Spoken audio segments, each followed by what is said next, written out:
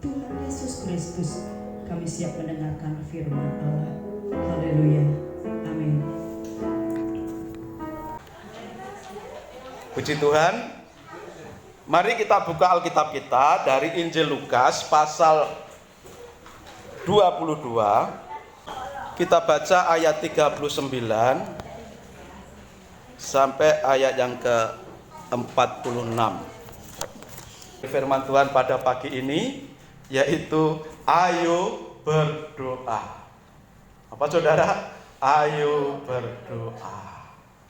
Saudara, hidup ini kan banyak tantangan, banyak persoalan. Apa yang nampak aman-aman saja ternyata juga menyimpan bahaya yang besar. Ya. Seperti ada perkataan peribahasa ya, bahwa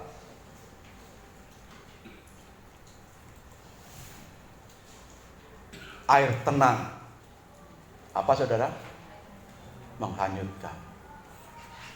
Jangan pikir kalau situasi nampak tenang-tenang saja, dan ketika saudara menjeburkan diri ke air yang tenang itu, sungai tenang atau laut yang tenang, yang sepertinya tenang itu, jangan pikir itu pasti aman.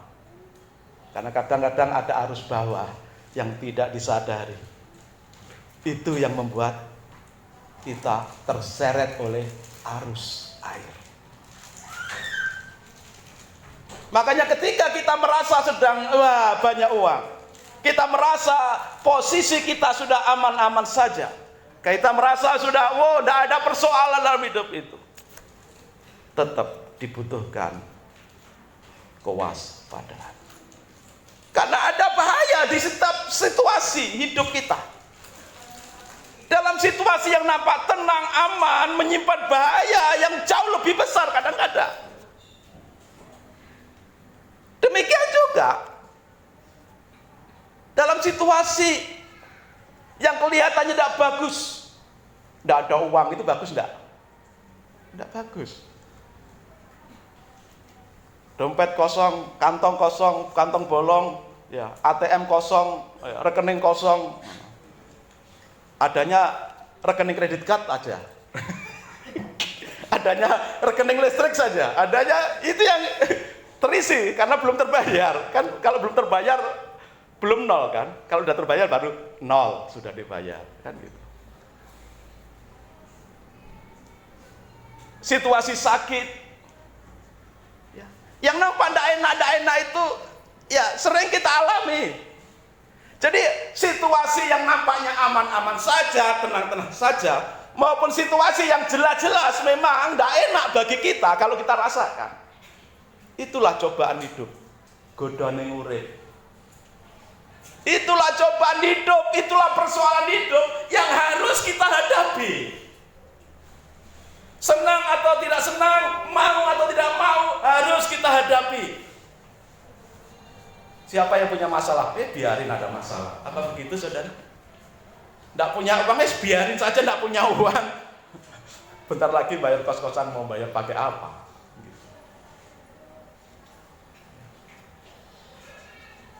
Harus tanggung jawab. Jawabnya pena. Kalau ada debt collector, kalau ada tagihan listrik datang, Pak ini mau disegel dan sebagainya. Jawabnya enak.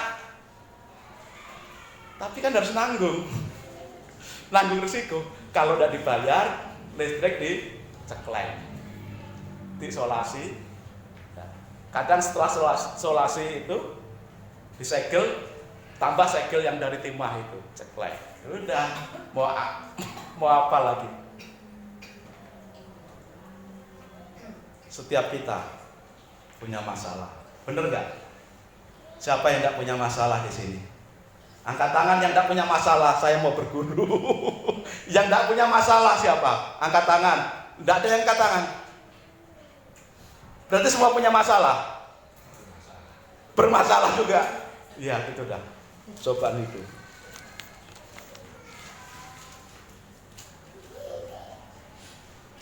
Jadi karena hidup kita itu ada masalah baik yang kelihatan atau tidak kelihatan. Yang sudah terang-terangan datang kita hadapi, kita alami, atau yang belum kelihatan dengan mata jasmani kita. Kita belum merasakan kesulitan dan bahaya itu, tapi pasti ada. Tapi ada, nyata. Itu sebabnya hal yang penting di sini ya, yang harus kita bahas pada saat pagi ini adalah mengapa kok harus berdoa? Mengapa kita mesti berdoa? Ada 3 jawaban dari pertanyaan ini, mengapa kita mesti berdoa? Jawaban yang pertama itu adalah supaya tidak jatuh dalam pencobaan. Ayatnya di mana? Ayat 40. Setelah tiba di tempat itu, Yesus berkata kepada mereka, para murid, berdoalah supaya kamu jangan jatuh ke dalam pencobaan. Saudara yang punya terjemahan lain, bahasa lain, ya, istilah jatuh dalam pencobaan, ya, di ayat 40 itu, kalau ini hari Kamis yang lalu ya, sudah saya sedikit potong, sedikit ya singkat itu ayat 40. Kalau saudara download Alkitab terjemahan firman Allah yang hidup, di situ dikatakan demikian. Di situ Yesus berkata kepada mereka, berdoalah kepada Allah agar kalian tidak ditaklukkan oleh apa saudara? Cobaan. Jadi pengertian dari ayat 40, berdoalah supaya kamu jangan jatuh ke dalam pencobaan. Itu artinya berdoa itu membuat kita tidak bisa ditaklukkan oleh cobaan hidup. Dengan kita berdoa, kita tidak bisa dikalahkan oleh godaan, oleh cobaan, oleh masalah hidup yang datang dalam hidup kita. Maka resep yang paling ampuh agar kita tidak takluk, dikalahkan oleh cobaan dan masalah hidup adalah apa saudara? Berdoa. Ini pentingnya kita berdoa yang pertama. Ini alasan kita berdoa. Supaya kita tidak ditaklukkan oleh masalah.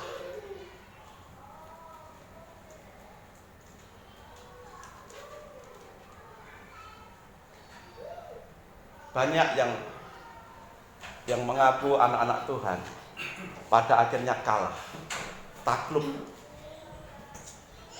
dalam persoalan, dalam cobaan hidup.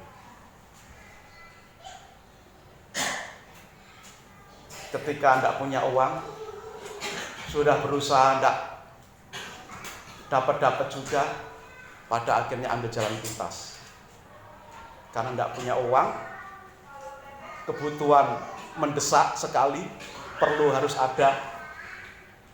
Sudah usaha mentok, usaha yang baik-baik itu mentok, jalan buntu, tidak ada hasil, maka akhirnya menghalalkan semua cara. Entah itu korupsi, entah itu ngentit, entah itu mencuri, entah itu merampok, atau menggelapkan milik orang lain.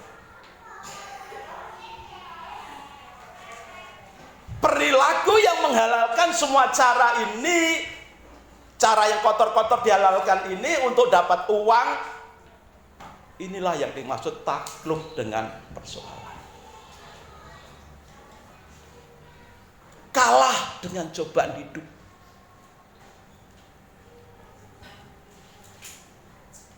Misalkan yang sakit sudah berusaha berobat ke sana kemari, habis uang banyak tapi tidak sembuh-sembuh. Akhirnya bisa jadi ambil jalan yang kelihatannya enak, mudah. Ada yang lari dari persoalan dengan obat-obat terlarang. Dia takluk dengan persoalan hidup, cobaan hidup.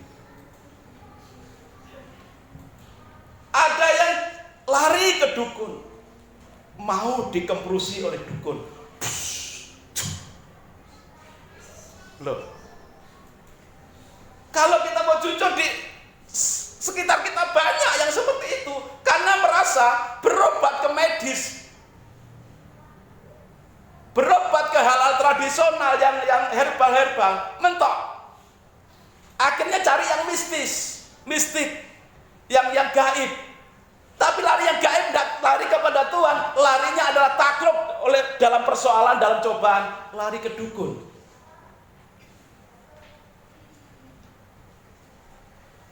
Di sini tidak ada, Pak. Anak-anak muda naksir cowok atau cewek yang diidamkan. Sudah PDKT, rasa-rasanya tidak ada tanda-tanda tertarik, jatuh hati yang kita dekati itu. Sudah kita berikan semua, nyoh uangku, nyoh ini tak bosi, nyoh ini hidupku, tubuhku. Loh, kok tidak ada tanda-tanda dia mau dengan aku? Tunduk dengan cobaan hidup, padahal firman Tuhan katakan, hai putri-putri Yerusalem, jangan engkau membangkitkan birahi sebelum diingini. Artinya apa? Anak-anak Tuhan, pasti Tuhan sediakan yang terbaik, pasangan yang terbaik. Amin. Amin. Yang jauh-jauh dari Banyuwangi, yang jauh-jauh dari Makassar aja ketemunya di sini kok. Dan berhasil ya? Berhasil. Ada lagi yang tidak perlu jauh-jauh dan repot-repot, cukup HP-nya pakai sepeda gayung, sepeda ondel, kadang-kadang itu digembosi oleh orang. Ya, tetangga sendiri lagi ada yang ketawa-ketawa, itu merasa. Ya seperti itu. Kalau jodoh di tangan Tuhan, jangan engkau takluk oleh godaan dan cobaan hidup. Dengan berdoa, engkau tidak akan takluk, engkau tidak akan dikalahkan oleh cobaan hidupmu. Berdoa. Dengan berdoa, ku hadapi semua. Dengan berdoa, semua berlalu. Gunung-gunung pencobaan, gunung-gunung persoalan, dengan berdoa semua berlalu. Dengan berdoa semua berlalu bukan berarti minggir, tapi berarti walaupun kita harus menghadapinya, kita tidak akan takluk kalah di hadapan cobaan hidup. Karena semua orang punya godaan hidup. Tapi kita akan melewati, menerobos cobaan hidup itu. Wah, kalau kita tidak ditaklukkan oleh cobaan hidup, artinya apa? Artinya kan kita yang menang. Menang atas apa? Menang atas cobaan hidup. Menang atas apa? Godaan hidup. Gitu. Ya. Lukas 21 ayat 34 sampai 36. Lukas 21 ayat 34 sampai 36. Jagalah dirimu supaya hatimu jangan syarat oleh pesta pora dan kemabukan serta kepentingan-kepentingan duniawi, dan supaya hari Tuhan jangan dengan tiba-tiba jatuh ke atas dirimu seperti suatu jerat, sebab ia akan menimpa semua penduduk bumi ini. Semua akan menimpa penduduk bumi.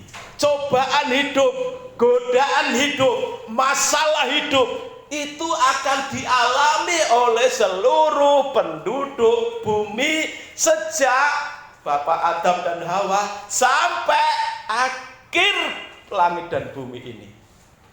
Namanya godaan hidup, cobaan hidup, semua pasti ngalami.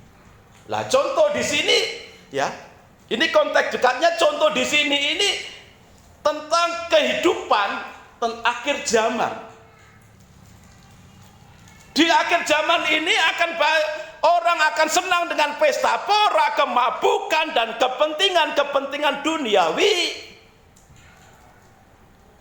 Sehingga kepentingan rohani yang membangun kehidupan pribadinya untuk masa depan kelak setelah mati dipanggil Tuhan, itu sering diabaikan, sering ditinggalkan, lebih memilih tunduk takluk pada godaan cobaan hidup, pesta pora, mabuk-mabuk. Dalam mabuk-mabuk itu pasti ada minuman keras, dalam mabuk-mabuk itu ada rokok, dalam mabuk-mabuk itu ada vape dan sebagainya. Dan ada kepentingan duniawi, kesenangan duniawi yang semua mengarah semakin jauh daripada Tuhan. Perhatikan yang suka hal-hal ini, lama-lama lambat laun akan semakin jauh dari Tuhan. Hatinya akan merasa kosong terus dan akan merasa senang berkumpul dengan orang-orang yang tidak seiman, akan lebih senang berkumpul dengan orang-orang fasik. Maka berbahagialah orang yang tidak berdiri dalam kumpulan orang-orang fasik, berjalan dalam jalan orang fasik, dan tidak mengikuti nasihatnya. Taklukkan semua cobaan. Kalau ada temenmu yang nawari, enggak tren. Nah, anak milenial itu harus nge-vape. Loh, harus tolak? Tidak. Katakan tidak untuk minum minuman keras. Supaya hidupmu dipakai Tuhan, diperkenan Tuhan. 36. Berjaga-jagalah senantiasa sambil berdoa, supaya kamu beroleh kekuatan untuk luput dari semua yang akan terjadi itu, dan supaya kamu tahan berdiri di hadapan anak manusia. Siapakah anak manusia itu? Yesus Kristus yang akan mengadili, menghakimi setiap manusia. Ketika engkau takluk kepada cobaan hidupmu, apakah engkau bisa mempertanggungjawabkan ketika Yesus yang sudah menebus engkau dari kematian kekal dengan darahnya itu, apakah engkau bisa menjawab? Tidak bisa. Tidak bisa.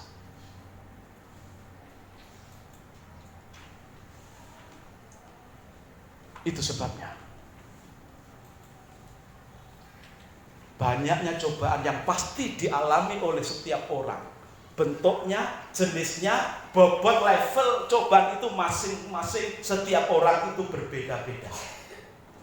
Tapi yang pasti setiap orang jangan sampai takluk kalah dengan cobaan hidup, godaan hidup. Saya berteman dengan banyak preman. Kalau pas mijit mereka ngerokok, mereka minum. Ditawari, ya. Selalu mereka nawari, mereka baik hati kok. Mereka itu setia kawan. Begitu sudah masuk dalam lingkungan mereka, baik hati mereka, baik disambut, Pak rokok, Pak minuman gratis Pak, yang mahal-mahal. Dari merek terkenal itu yang di sana itu dia bawa karena petugas di sana. Tapi katakan tidak.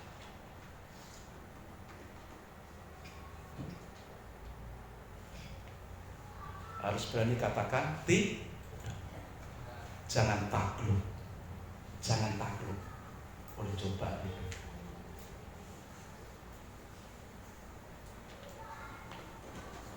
Yang kedua, mengapa kita harus berdoa? Supaya mendapatkan kekuatan dari Tuhan. Ayat 43, Lukas 22:43. Maka seorang malaikat dari langit menampakkan diri kepadanya untuk memberi kekuatan kepadanya, kepada Yesus.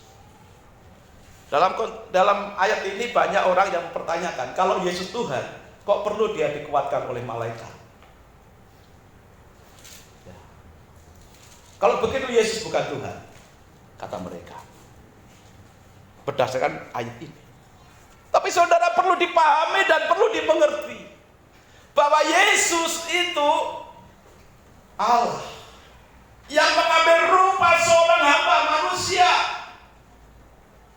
diam di antara kita untuk menggantikan kita menanggung segala beban dosa dan penderitaan, sakit penyakit sampai mati dan kayu salib. Dan ketika Yesus yang adalah Allah yang sejati turun ke dunia mengambil rupa seorang hamba manusia, dalam diri manusia Yesus itu ada dua pribadi, Allah sejati dan manusia sejati.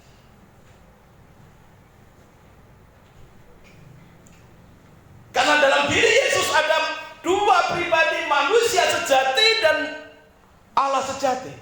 Maka kita sering baca, Yesus berkata kepada iblis, kepada setan yang merasuk di orang di Gerasa, "Hai setan, pergilah untuk nyala."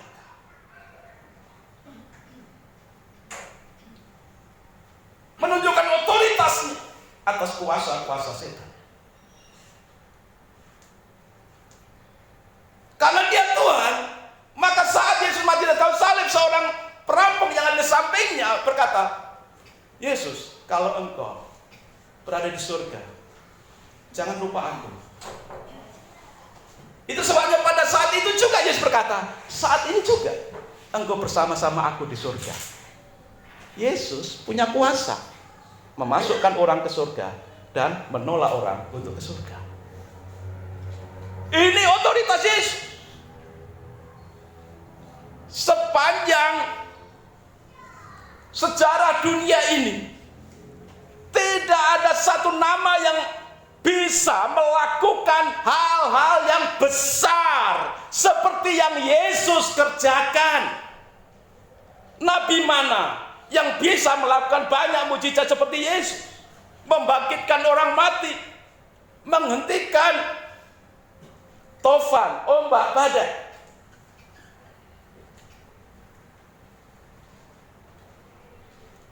Tidak ada. Tapi Yesus mampu. Itu dari sisi keilahian tuh. Dan ada ayat juga mengatakan, supaya kalian semua tahu bahwa anak manusia berkuasa mengampuni dosa. Siapa yang berkuasa mengampuni dosa selain dari Tuhan sendiri? Itu menunjukkan dalam diri Yesus yang datang ke dunia ini punya pribadi Allah sejati. Tetapi pribadi yang kedua namanya manusia sejati. Disinilah yang harus kita pahami. Secara manusia yang menanggung beban dosa, sakit, penyakit manusia seisi dunia ini sepanjang segala abad, sejak diciptakan sampai diakhiri langit dan bumi ini, Yesus tanggung di atas kayu salib. Maka ketika sebelum masuk di penyaliban, ini sudah termasuk minggu-minggu penderitaan Yesus. Yesus mengalami satu kegoncangan besar secara manusiawi. Itu sebabnya penderitaan manusia manapun seluruh dunia ini, tidak ada yang sehebat penderitaan Yesus. Tidak ada. Tidak ada yang bisa mengalahkan betapa hebatnya penderitaan Yesus. Dalam ayat lain dikatakan, Yesus berdoa karena situasi yang menggoncangkan itu secara manusia, sampai keringatnya berubah menjadi seperti darah. Siapa yang berdoa sampai keringatnya jadi berdarah? Sampai kulit ari-arinya mengeluarkan bukan keringat tapi darah. Ayo, siapa yang berdoa sampai seperti itu? Siapa yang pernah berdoa dengan ratapan dan kerta gigi yang begitu luar biasa untuk menanggung dosa manusia? Nabi mana? Orang suci mana yang mengalami seperti Yesus alami? Tidak ada. Maka secara manusiawi, Yesus sebagai manusia sejati, dia mengalami situasi yang begitu berat menimpa, menghimpit kehidupannya. Dan yang dialami itu adalah sakitmu, persoalanmu, dosamu, kesakitanmu, apapun persoalanmu, Yesus sudah tahu. Mulai dari minggu-minggu penderitaan itu,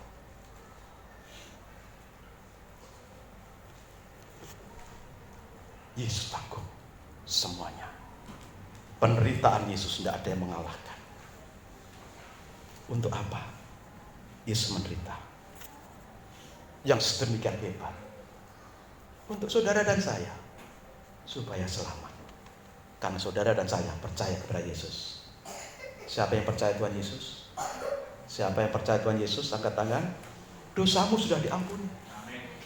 Sakitmu, penderitaanmu ditanggung Yesus. Maka jangan lagi takluk kepada cobaan. Karena ketika engkau berdoa, sehebat apapun penderitaan cobaan hidupmu, ketika engkau masuk dalam doamu, maka kekuatan Tuhan akan turun menguatkan engkau. Hanya orang-orang yang tunduk kalah dengan cobaan, dengan masalah yang memenuhi LP Universitas Kerobokan. Hanya orang-orang yang tunduk kepada persoalan hidup yang pada akhirnya merampok, begal, jatuh dalam kehidupan mabuk-mabukan, merusak diri sendiri, mencoba melupakan persoalan hidup dengan caranya. Tidak mau lagi melihat realitas hidup yang harus dihadapinya. Dilupakan, ditinggalkan, lari dari persoalan hidup, mencoba lari. Ya pada akhirnya ketika sadar, habis uangnya, seperti anak yang hilang. Ketika habis uangnya, tidak bisa beli ini, itu, untuk memuaskan diri, akhirnya sakit-sakitlah kehidupannya. Semakin susah, semakin parah hidupnya. Itu sebenarnya kadang kemarin hari Jumat, ya hari Jumat itu ada pertemuan atau diskusi atau ngobrol-ngobrol santai paralegal. Paralegal itu di sini ada Pak Agus, Pak Yoyo, ada Pak Heru. Kami sudah mengikutinya dan hari Jumat nanti ada level yang kedua, lanjutan. Hari Jumat kemarin pembicaranya ini sambil menjawab berbagai masalah hukum. Dia mengatakan begini, karena beliau ini ahli hukum sekaligus pendeta. Dari pengalaman yang dialami, kalau orang yang mengaku Kristen, mengaku percaya Yesus,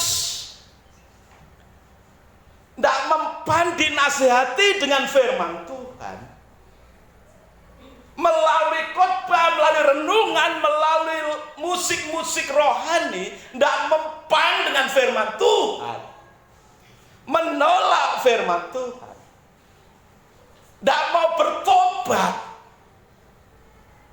maka dari pengalaman yang dia jalani, Bapak ahli hukum ini, dia mengatakan seringkali hukum positif. Hukum positif itu apa? Hukum negara, hukum pidana,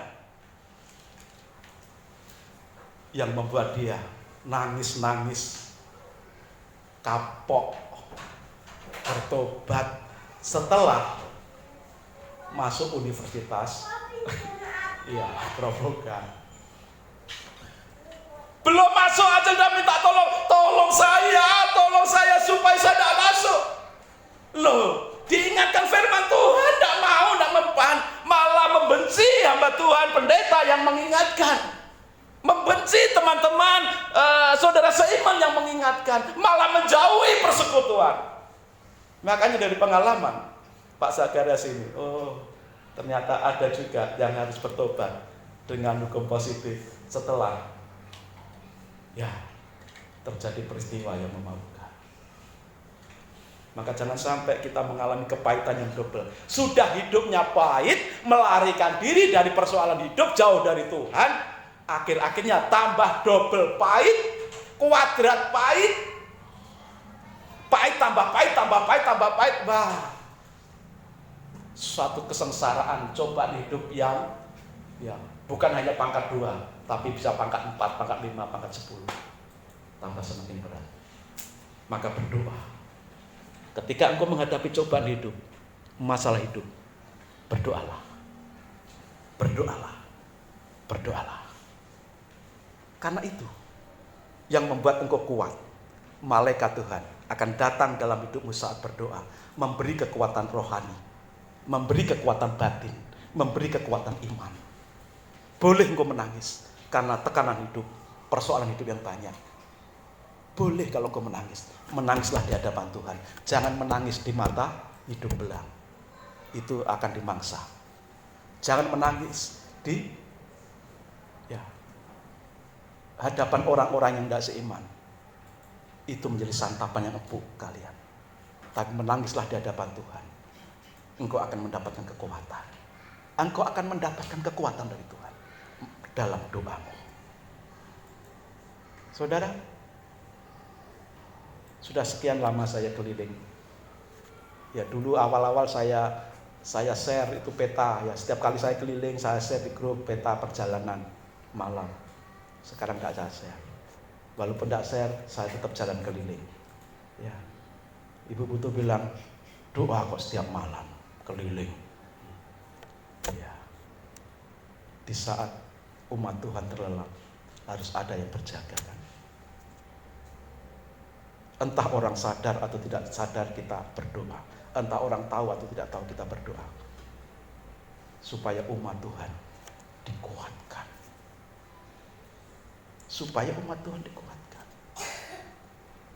Tadi malam pun saya datang nyampe rumah jam 2 lebih. Jam 2 lebih. Mijit, pulang dari sini jam 10-an lebih. Dapat order mijit. Sikat mijitnya, habisin itu badannya orang. Yes, pokoknya dibonyoki. Selesai mijit keliling. Begitu setiap hari. Kadang jam 2, kadang jam 3 nyampe rumah pagi. Dan pagi-pagi harus bangun lagi ngantar anak-anak. Sedikit jam istirahat. Tapi Tuhan kuatkan. Tuhan beri kesehatan. Tenaga terforsir, semua terforsir. Tapi ada kekuatan Tuhan yang menaungi senantiasa. Ketika ada yang ngorok, ya, tidak tahu kalau saya lewat di depan rumahnya, kan gitu. Kebanyakan jam 1, jam 2 kan sudah pada tidur. Mungkin jam 12 masih ada yang terjaga, mungkin berdoa. Tapi jam 1, jam 2, kebanyakan sudah tidur. Ya. Supaya apa? Saya dikuatkan. Umat Tuhan dikuatkan. Bukan hanya umat Tuhan di sini. Karena yang saya kelilingi bukan hanya rumahnya jemaat sini, tapi seluruh areal yang memang membutuhkan. Keliling menebarkan kuasa Tuhan. Supaya menguasai daerah. Dengan berdoa, kekuatan Tuhan turun atasmu. Maka berdoalah. Ya. Yang ketiga, ayat 37 sampai 38.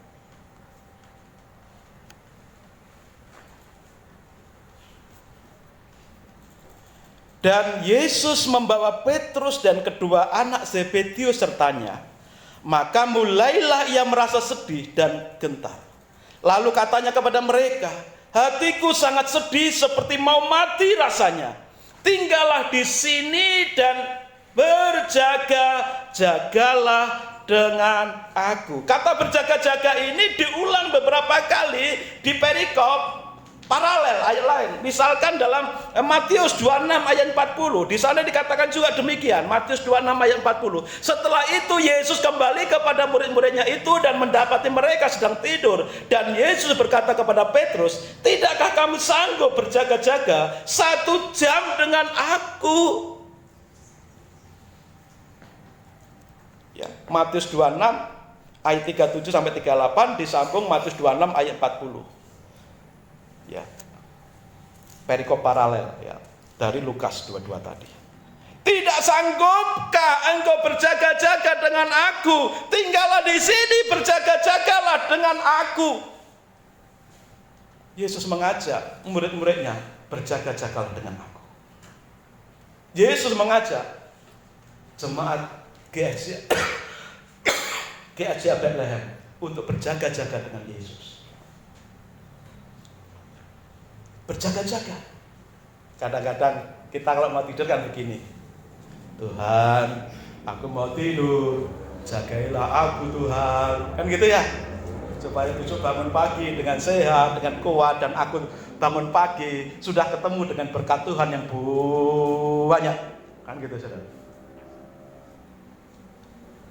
Tuhan suruh jagai tidur kita. Iya, sah-sah saja karena Tuhan itu ya dikatakan Tuhanlah penjagaku. Kan gitulah firman Tuhan katakan. Tuhan itu penjaga kita, yes. Tapi enak kali. Tuhan disuruh berjaga, sementara kita ngorok, tidak mau berjaga-jaga dalam roh.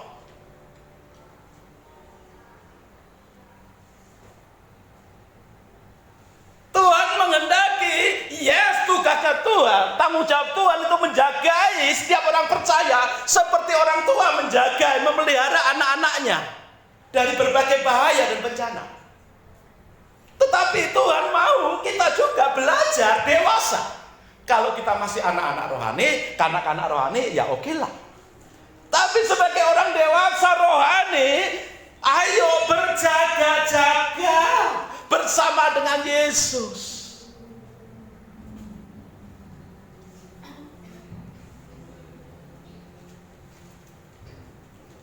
Saya pernah ya beberapa kali berjaga di Puri. Saya sangat salut ketika berjaga-jaga di Puri, di Denpasar ini.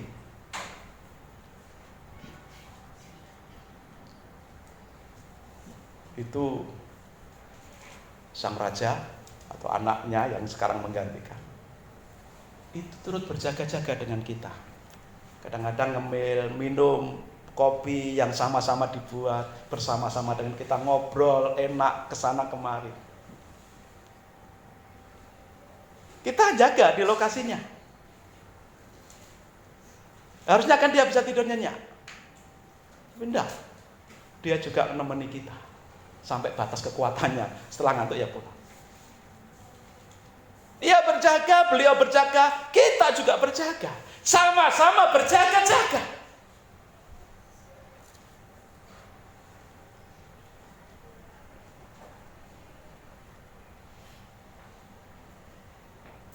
Tuhan itu bukan satpam kita loh ya. Yang kita upah, kita gaji. Bukan. Kalau satpam kan digaji. Kalau tidak digaji, tidak mau jaga. Kalau kita percaya Yesus, penjagaannya selalu ada dalam hidup kita. Tetapi sebagai orang yang dewasa secara iman, Yesus mengajak para murid, saudara dan saya sebagai jemaat Tuhan di Bethlehem, berjaga-jagalah dengan aku. Arti berjaga-jaga di sini adalah apa, saudara? Supaya saudara itu waspada. Tuhan memberi kekuatan, yes. Tuhan itu memberi kekuatan, iya. Tapi kalau tidak waspada, dengan tiba-tiba musuh bisa menyerang kita. Sekuat apapun, kalau kita diserang dengan tiba-tiba, dataan, seringkali orang yang tidak siap siaga dalam bertempur, tidak waspada, bisa dengan mudah ditaklukkan. Itu pentingnya berjaga. Maka Yesus katakan sampai berkali-kali, berjaga-jagalah dengan aku. Berjaga-jagalah dengan aku. Berjaga-jaga dalam apa? Dalam berdoa. Melalui berdoa. Dengan cara berdoa kita waspada, kita berjaga-jaga. Dengan berdoa kita itu dibuat pekal, melihat, merasakan situasi sekeliling kita. Dengan berdoa kita mendapatkan suara dari Tuhan, arahan, bimbingan dari Tuhan.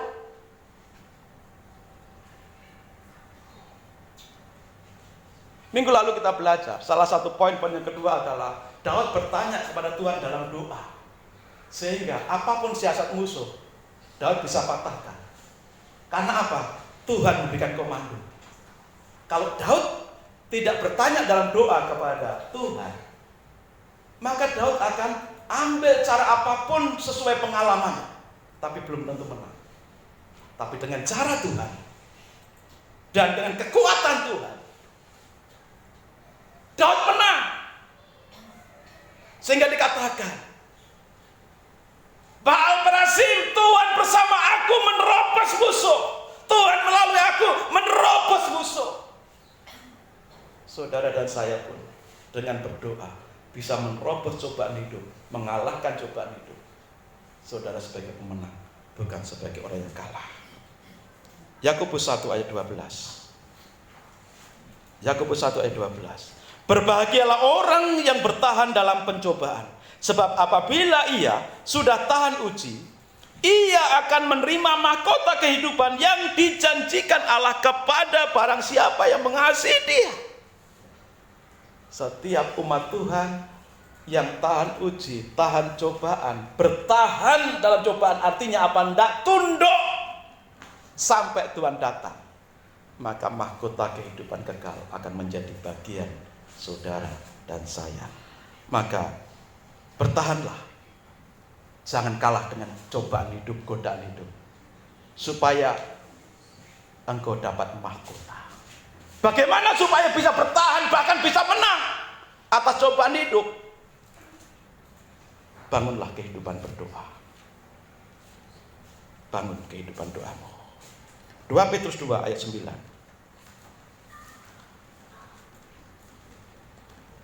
2 Petrus 2 ayat 9. Maka nyata bahwa Tuhan tahu menyelamatkan orang-orang saleh dari pencobaan, dan tahu menyimpan orang-orang jahat untuk disiksa pada hari penghakiman.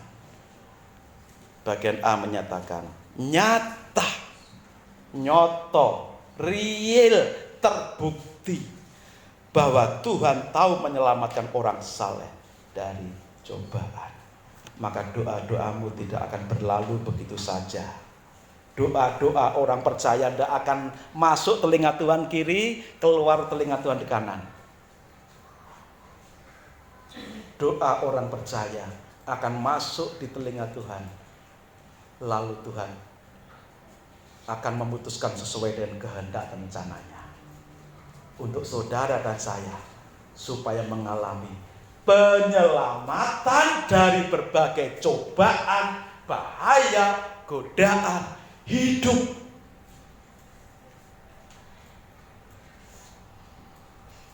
Ada ayat yang terkenal ya, yang sering kita baca. 1 Korintus 10 ayat 13. 1 Korintus 10 ayat 13.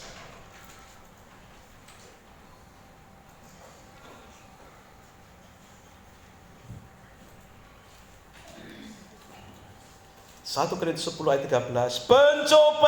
Pencobaan yang kamu alami ialah pencobaan apa saudara?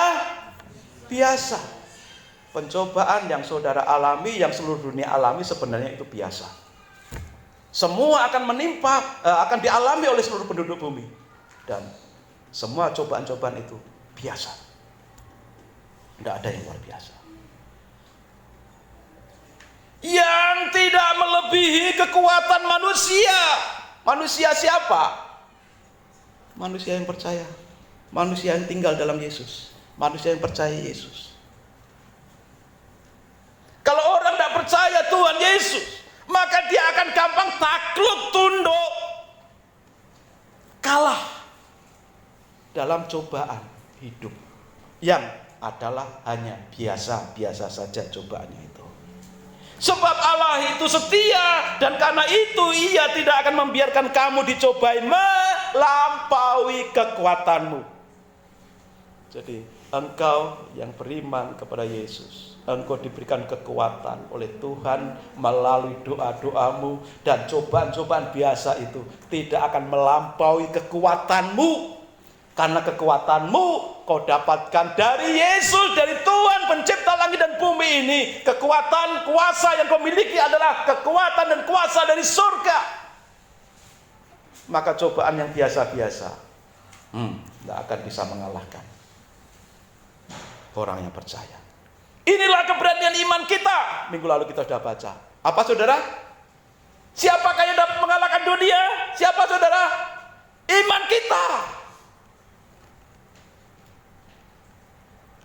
Maka kekuatan ada dalam diri orang yang beriman. Dan orang yang beriman itu akan tekun di dalam doa.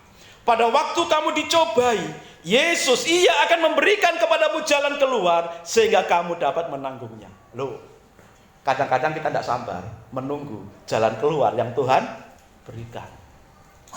Tidak sabar menunggu waktu Tuhan yang sebenarnya Tuhan sudah agendakan. Kapan waktu yang tepat, Tuhan sudah mengagendakan, merencanakan kapan waktu yang tepat untuk memberi solusi jalan keluar, pertolongan untuk anak-anaknya, umatnya, umat jemaat Bethlehem yang percaya Yesus.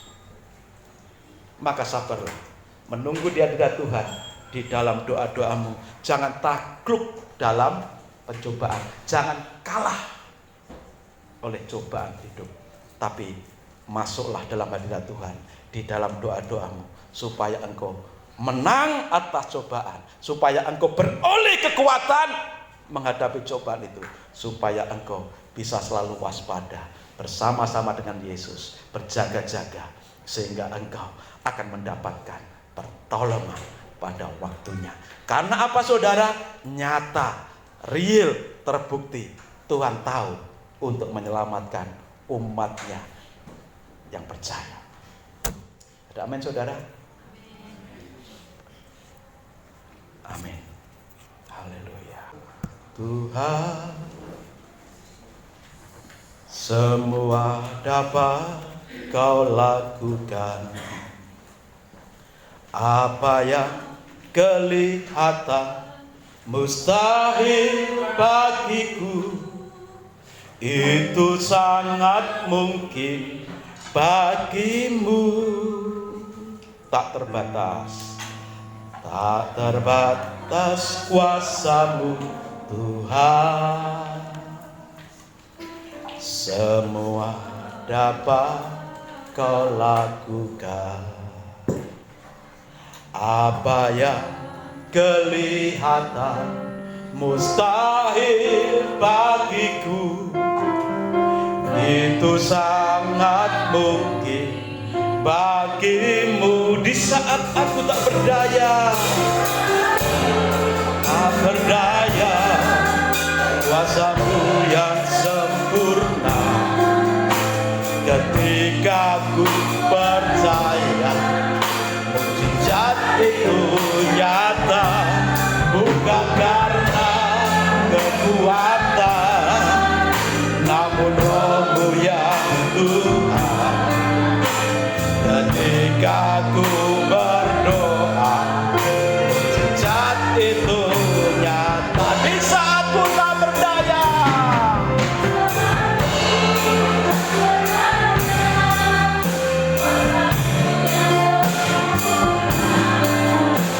ketika mukjizat itu nyata, bukan karena kekuatan, namun Roh-Mu yang Tuhan. Ketika ku berdoa, mukjizat itu nyata. Di saat ku tak berdaya, Tuhan tolong. Kuasa-Mu yang sempurna. Ketika ku percaya, mukjizat itu nyata, bukan karena kekuatan, namun Roh-Mu yang Tuhan. Ketika ku berdoa, mukjizat itu nyata. Ketika ku berdoa, mukjizat itu nyata. Ketika aku berdoa,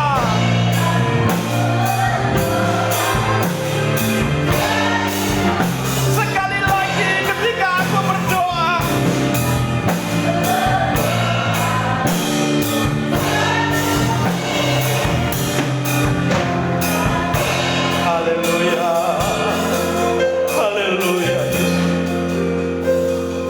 persoalan, banyak godaan hidup, banyak cobaan hidup, banyak persoalan hidup yang menimpa kami umat-Mu. Tapi satu hal yang kami tahu, semuanya itu biasa-biasa saja. Tetapi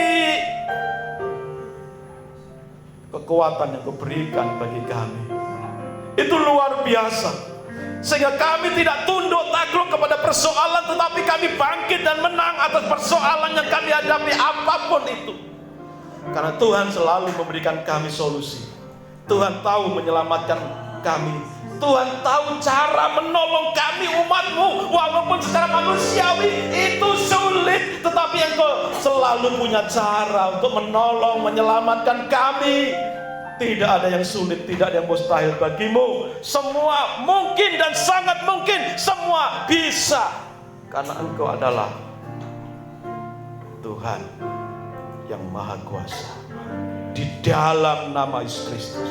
Maka yang sakit Tuhan jamah sembuhkan. Pak Yoyo yang hari-hari ini sedang menjalani pemeriksaan medis, Tuhan menolong, Tuhan menurunkan tangan-Mu untuk menjamah bagian tubuh Pak Yoyo yang dikatakan oleh dokter menurut diagnosa adalah tumor ganas. Dalam nama Yesus Kristus tidak ada yang ganas, semua biasa saja dan bisa dipatahkan oleh kuasa Yesus Kristus. Darah Yesus menyembuhkan di dalam nama Yesus Kristus. Kiranya damai sejahtera turun atas kehidupan Pak Yoyo, sehingga menghadapi menyikapi semuanya itu dengan sukacita, ketenangan, damai sejahtera di dalam nama Yesus Kristus. Kami berdoa untuk umat-Mu yang lain, untuk Mbah Nang, untuk Bapak dan Ibu Surti, untuk Om Jong saat ini sudah di Jakarta. Tuhan ulurkan tangan, menguatkan hamba-hamba-Mu yang secara usia sudah sepuh ini. Kekuatan-Mu menaungi, menjaga, melindungi, memberikan sukacita, semangat yang baru selalu. Kesehatan, kekuatan Tuhan limpahkan. Tuhan memberkati umat-Mu yang lain yang mungkin sakit, yang tidak kami ketahui. Dalam nama Yesus Kristus, tangan-Mu terulur, menyembuhkan di dalam nama Yesus Kristus. Kami menyerahkan juga setiap umat-Mu, apapun beban hidupnya bergumulannya, dalam nama Yesus Kristus.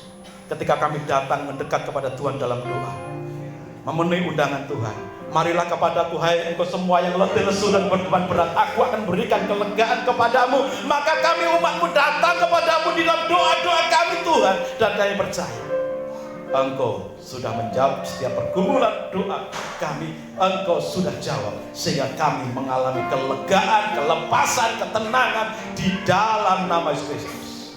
Dan sebentar